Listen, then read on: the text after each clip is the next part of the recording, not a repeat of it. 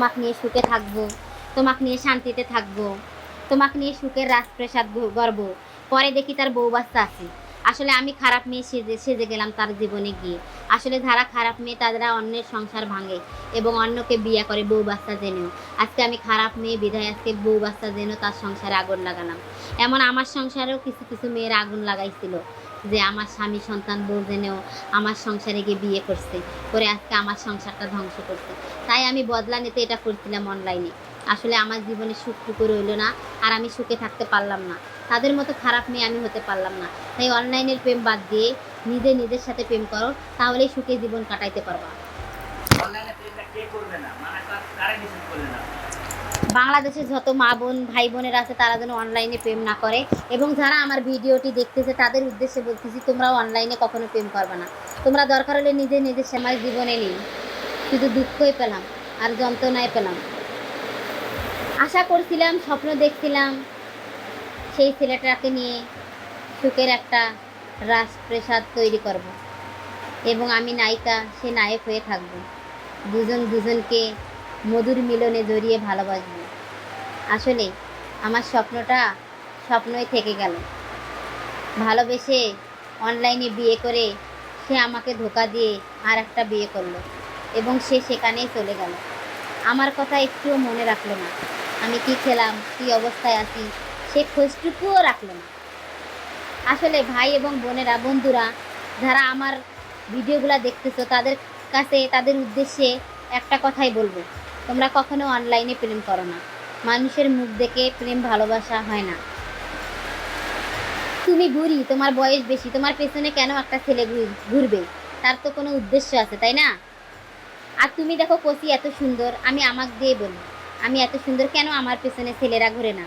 আমি পরিচয় দিই না, তাই আমার পেছনে কোনো ছেলে ঘোরে না। আমি ভালো হয়ে থাকি, তাই তারা আমাকে কখনো ডিস্টার্বও করে না। আর একটা আমার সে কুৎসিত মেয়ে, তার পেছনে কেন ছেলে ঘোরে? ও যে মধু দেখায়, মধু দেয়, ভালোবাসা দেয়, সেজন্যই তো তার পেছনে ছেলে ঘোরে। আসলে কি ভাই বোনেরা, অনলাইনে কেউ কখনো প্রেম করো না। আমার মতো কেউ ঠগো না, আমার মতো কেউ কষ্ট পেও না। ধন্যবাদ ভাই। পেজটাকে ফলো দিবেন, বোনেরা ফলো দিবেন, এবং শেয়ার কপি লিঙ্ক করে পাশে থাকবেন, এবং রানীর সুন্দর সুন্দর মজার মজার গল্প শুনবেন। ধন্যবাদ। অনলাইনে কেন আপনি প্রেম করছিলেন? অনলাইনে প্রেমটা আপনি কেন করতে গেছিলেন? অনলাইনে প্রেমটা করতে গেছিলাম, মায়ায় জড়িয়ে পড়ছিলাম। সেটা বিস্তারিত বলেন দর্শকদের কাছে, যে আপনি কতদিন প্রেম করছেন, মানে বিয়ে শাদী করে করছেন কিনা, এটা একটু বিস্তারিত বলবেন না? বিয়ে শাদি করছিলাম, তার প্রলোভনা দেখাইছিল, আশা দিছিল যে তোমাকে নিয়ে সুখে থাকবো, তোমাকে নিয়ে শান্তিতে থাকবো, তোমাকে নিয়ে সুখের রাজপ্রাসাদ গড়ব। পরে দেখি তার বউ বাচ্চা আছে। আসলে আমি খারাপ মেয়ে সেজে সেজে গেলাম তার জীবনে গিয়ে। আসলে যারা খারাপ মেয়ে তারা অন্যের সংসার ভাঙে এবং অন্যকে বিয়ে করে বউ বাচ্চা জেনেও। আজকে আমি খারাপ মেয়ে বিধায় আজকে বউ বাচ্চা জেনেও তার সংসারে আগুন লাগালাম। এমন আমার সংসারেও কিছু কিছু মেয়ের আগুন লাগাইছিল যে আমার স্বামী সন্তান বউ জেনেও আমার সংসারে গিয়ে বিয়ে করছে, করে আজকে আমার সংসারটা ধ্বংস করছে। তাই আমি বদলা নিতে এটা করছিলাম অনলাইনে। আসলে আমার জীবনে সুখটুকু রইল না, আর আমি সুখে থাকতে পারলাম না। তাদের মতো খারাপ মেয়ে আমি হতে পারলাম না। তাই অনলাইনের প্রেম বাদ দিয়ে নিজের সাথে প্রেম করো, তাহলেই সুখে জীবন কাটাইতে পারবা। অনলাইনে প্রেমটা কে করবে না, মানে কারে নিষেধ করলে না? বাংলাদেশের যত মা বোন ভাই বোনেরা আছে তারা যেন অনলাইনে প্রেম না করে, এবং যারা আমার ভিডিওটি দেখতেছে তাদের উদ্দেশ্যে বলতেছি তোমরাও অনলাইনে কখনো প্রেম করবে না। তোমরা দরকার হলে নিজের সাথে প্রেম করো, তাও জীবনে সুখ আছে।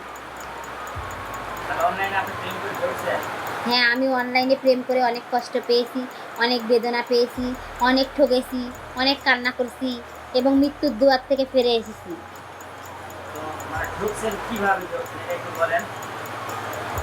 সে আমাকে অনলাইনে ভালোবেসে বিয়ে করে সে পরক্রিয়া করে, অন্য মেয়ের সাথে কথা বলে, আমাকে ঠিকভাবে সময় দেয় না, আমাকে স্ত্রীর অধিকার দেয় না। তাহলে আমি তাকে কিসের জন্য বিয়ে করলাম? আর সে আমাকে কিসের জন্য কষ্ট দিল? আপনার কাছে ভাই আমার এটাই প্রশ্ন, যদি স্বামীর অধিকার না পাই, স্বামীর ভালোবাসা না পাই, সে স্বামীকে নিয়ে আমি কীভাবে থাকবো ভাই, বলেন আপনি? এটা আপনার মূলত একবার আপনার ফ্যামিলিগত ব্যাপার। আপনি যদি ফ্যামিলিতে যদি আপনার স্বামীকে যদি আপনি আটকে না রাখেন, তাহলে জানো এটা তো আমাদের কোনো কথা বলার নেই। তো আপনার স্বামীকে আপনি কীরকম ভাবে কথা বলছিলেন? সেটা তার ব্যক্তিগত ব্যাপার। একটা ছেলে যদি ইচ্ছে করে একটা মেয়েকে রাজরানীর মতো রাখতে পারে, আর একটা যদি ছেলে চেষ্টা করে একটা মেয়েকে বেশ্যা বানাইতে পারে এবং হচ্ছে তার জীবনটা নষ্ট করে দিতে পারে। একটা ছেলের হাতেই সব। আসলে আমরা বলি না, ডাক্তার দেখাই, কবিরাজ দেখাই, রোগ ভালো হবে। এ রোগ সে রোগ না, আসলে একটা প্রেমিকেই তার ওষুধ। সে যদি ভালোবাসা দেয় তাহলে তার মন মানসিকতা সব কিছুই ভালো হয়, কখনো ওষুধ লাগে না। কিন্তু তার কাছে থেকে আমি সেটা পাইনি। অবহেলা, লাঞ্ছিত, লাঞ্ছনা, ভঞ্ছনা, আঘাত, মারপিট, অবহেলা, এটাই বেশি পেয়েছি। দর্শক, আপনাদের তো শুনলেন, আসলে অনলাইনে প্রেম করে অনেকটা কষ্ট পাইছে। আর এটাই আপনাদের বোঝাচ্ছে যে অনলাইনে প্রেম করতে গেলে হয়তো এই আপুর মতো আপনাদের কষ্ট পাইতে হবে। যাই হোক, যদি আপুর গল্পটি কারো ভালো লেগে থাকে অবশ্যই আপুর গল্পটি একটু ফলো করবেন। আর এই গল্পটি পুরোটা শুনে অবশ্যই কমেন্টে জানাবেন। যদি ভালো লাগে তাহলে অবশ্যই নতুন গল্প দেওয়ার জন্য আপু আবার আপনাদের সামনে আসবেন। ধন্যবাদ সবাইকে।